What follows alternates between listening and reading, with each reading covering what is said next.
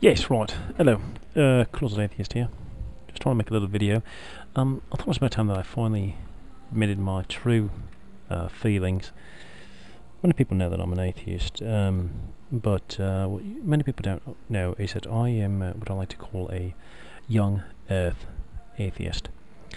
In each, pretty much what you would think, I believe that there is. I do not believe in a god or gods. Yet I also believe that the Earth is young, perhaps 6 to 10,000 years old, but it wasn't, created by some sort of a god.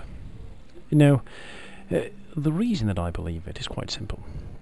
It makes logical sense. For example, let's look at the age of the Earth.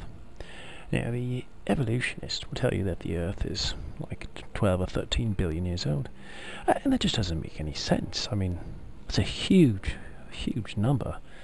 I can't even really fathom that. Yet, if thinking that the Earth is 6 to 10,000 years old, well, that makes sense. I can kind of wrap my head around that.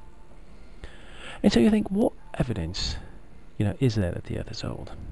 Well, evolutionists will tell you that they look in the telescopes and they see stars that are, 15 billion light years away. Like, well, how do you know? It's just a little dot. I mean, how can you?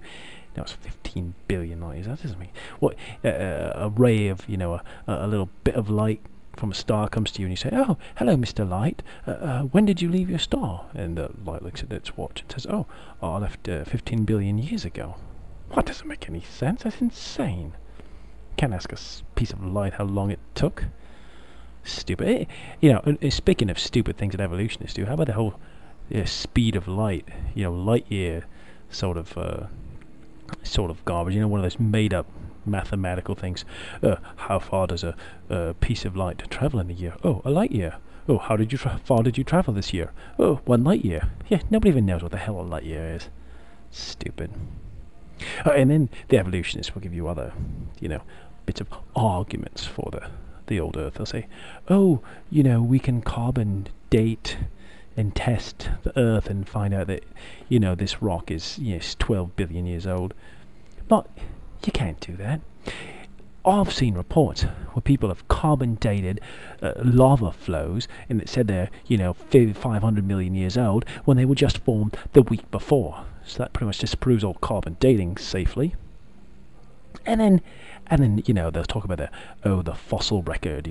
Oh, why don't you see a bunny in the Cambrian? Well, let me explain why you don't see a bunny in the Cambrian. The Earth popped into existence 6 to 10,000 years ago, with all of the species in place. Now, think about it. You start out, you got your bunnies, you got your dinosaurs, you got your velociraptors, you got your donkeys, everything.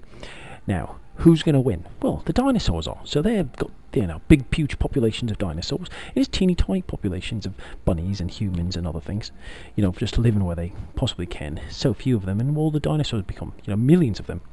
And then when there's the Great Flood that pretty much wiped out the Earth, that's when the dinosaurs, who were so huge and big, could not survive the flood, and so then they were buried and crushed and fossilized. And so naturally, because there were millions of dinosaurs, you find lots of dinosaur fossils, but there were so few bunnies, there's probably 6 or 7 of them before the flood, and so you just haven't found them. And maybe there'll be one, but, probably not.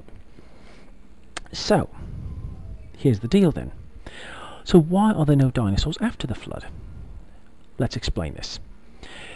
After, there was like 4, 5, 10, 6,000 years, whatever, between when the Earth was formed and there was the flood. And so there were little bands of humans living in different various places. And so, so you've got someone named Moses, maybe, in the Middle East, who had a boat, and a flood started. And what do? You go, "Oh, kids, let's go. We've got to get on the boat because we're going to get flooded. Grab some, goats and a horse and a camel. Oh, what about the velociraptor that's coming to, always eats our chickens?" Moses' son says, and Moses says, "Well, leave the bloody velociraptor. We don't want to keep that around." And so, and it happens in the Andes with some, Native Americans there, and in Australia, the Aborigines, everyone who happened to have a boat, would pack up the things that they liked. The Aborigine down in Australia would say, "Oh, quick, grab the koala, but leave the T-Rex," until all the dinosaurs were killed, some bands of humans were survived, and the animals that they kept with them survived. And it makes perfect sense. I mean, plus this also helps to debate the whole, Christians say, well, there was a global flood, and then, Moses saved all the animals, and somehow the animals all got from the Middle East. I mean, how the hell did a koala bear in 500 years get from Middle East to Australia, floating on logs? I mean, it doesn't make any sense. It's silly, You've got to take the bits of religion that are silly and just get rid of them. You've got to understand these things.